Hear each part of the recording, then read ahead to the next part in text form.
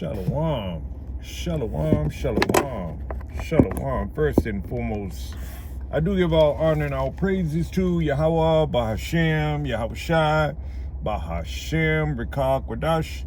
Next, double honors to the elder apostles and bishops of Great Millstone, from whom I've learned this 100% truth. Salutations to the hopeful elect who are scattered in the four corners of the earth. Again, shalom. Brother Kapal should come to you once again with a brief lesson. Lord willing, this lesson will be edifying. Also, too, shalom to the sincere sisters, the Akwat, who are listening and learning in silence and keeping the order to the best of your ability. Shalom to you. All right. This one is going to be somewhat on insurrection, civil war. Jacob's trouble, of course.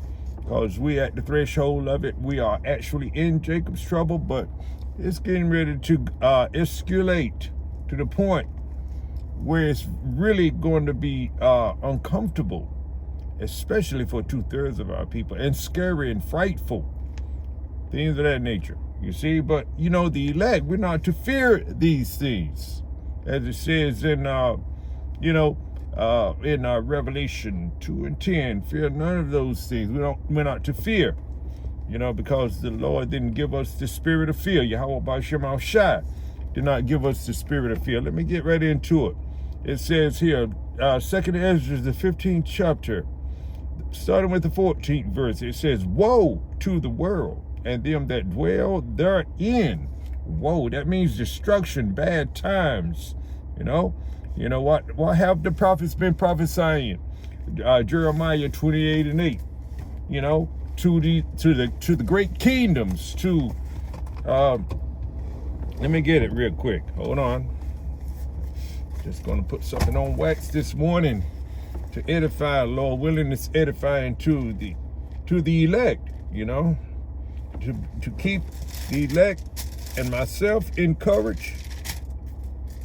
And to do this work.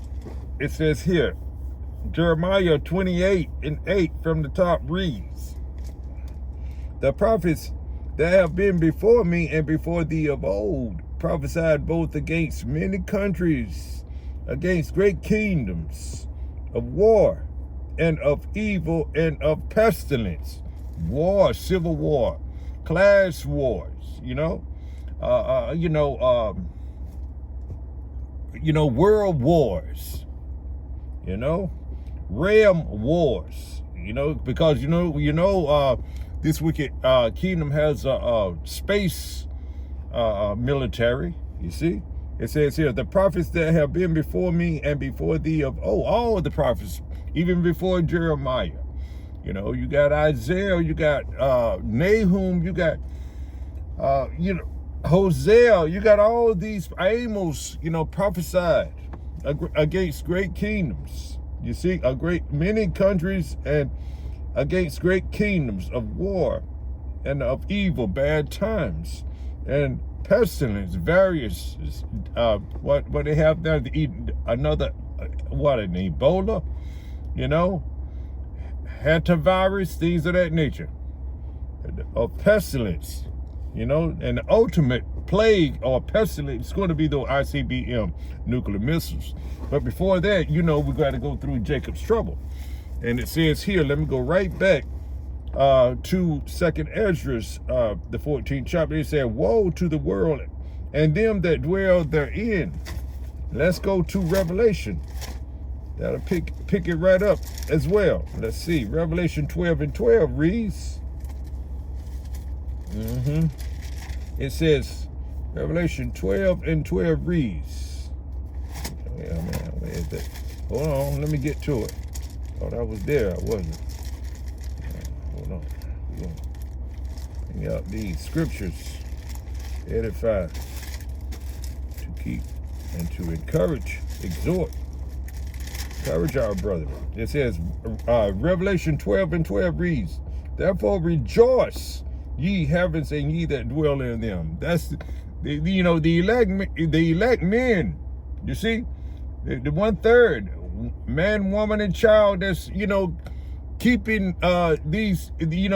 That's keeping these secrets in their hearts. These mysteries. You see, All right, it says, therefore rejoice, ye heavens, and ye that dwell in them. We dwell in this truth, you see. Woe to the inhabitants of the earth, you see. As it read in 2nd Ezra, the 15th chapter. It said, destruction to the inhabitants of the earth. The ones, 2/3 of our people in the heathen nation, and particularly Esau, Edom. It says, woe to the inhabitants of the earth and the sea. For the devil is come down unto you having great wrath, because he knoweth he has a short time. And what does it say? He's angry. The devil is angry. He knows his time is short. He wants to get his birthright back. So therefore he's going to have to get his his program on the go. You see, and what is that? The MOTB. So he want to put that C-hip in everybody. You see, even his own people. You see, the Edomites. It reads here, woe to the world, going back to 2nd Ezra, the 15th chapter, which reads, woe to the world and them that dwell therein. Destruction is coming to you through and by Jacob's trouble, and all these wars, these civil wars, the insurrection. Let me read on. It says here, for the sword and their destruction draweth nigh. Who do you think is going to bring that sword? Edomites. Edomites is going to bring that sword. They are, you got a lot of Edomites now that's prepping and that's training for combat. They are training for this insurrection, Israel.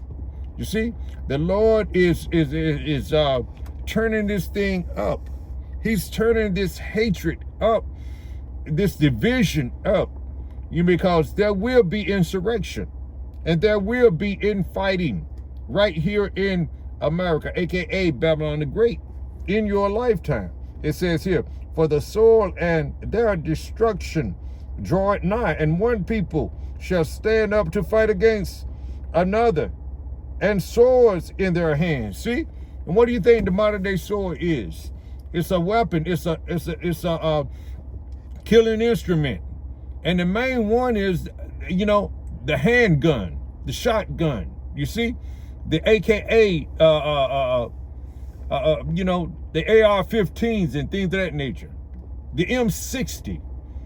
Man, that will really do some damage there, that M60, man. It says here, it said, for the sword and their destruction draw it nigh.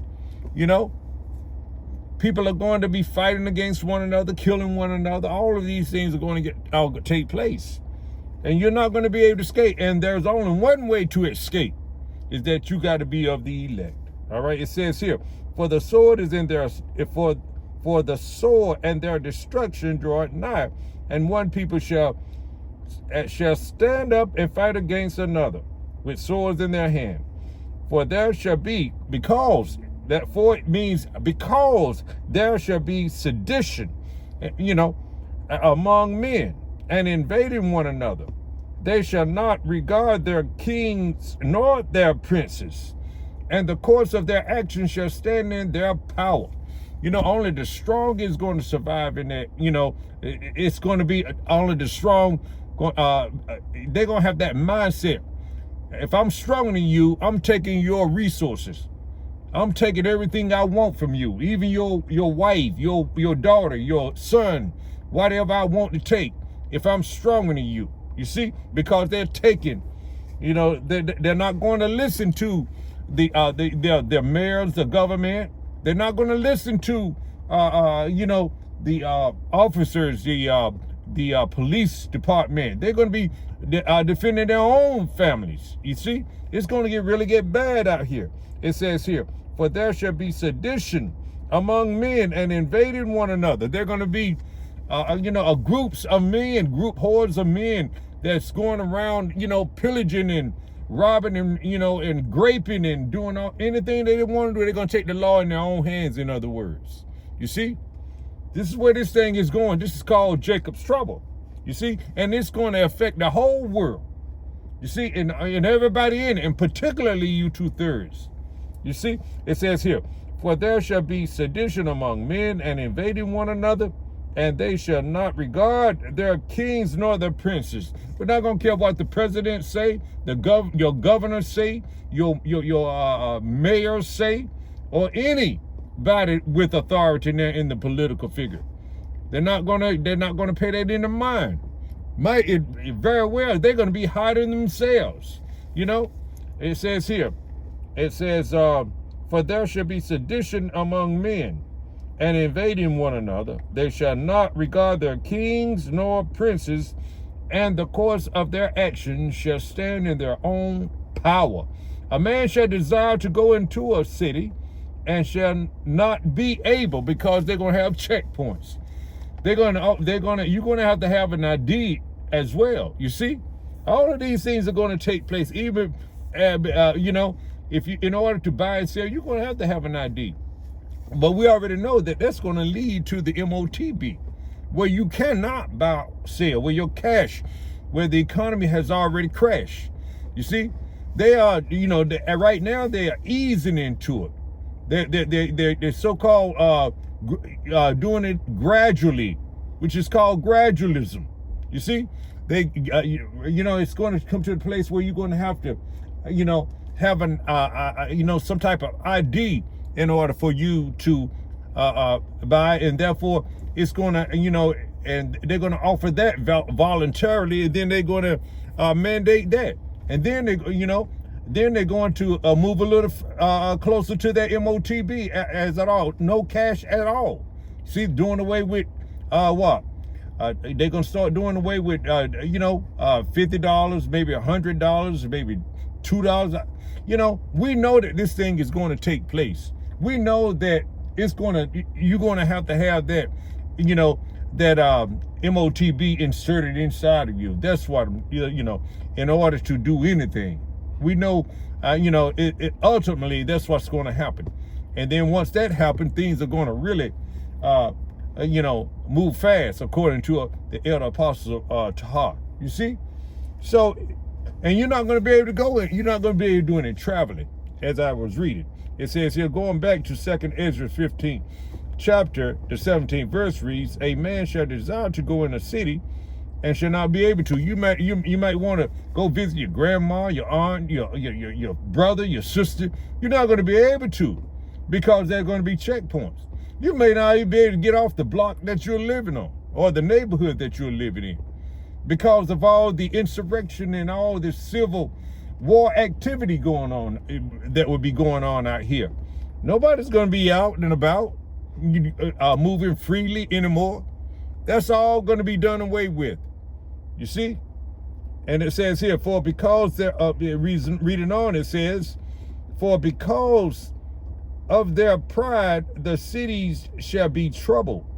The houses shall be destroyed, and men shall be afraid. Even a big buff man going to be afraid. He's going to stay put, move around in secrecy. You see, hiding in the shadows and things of that nature, ducking and dodging and carrying on.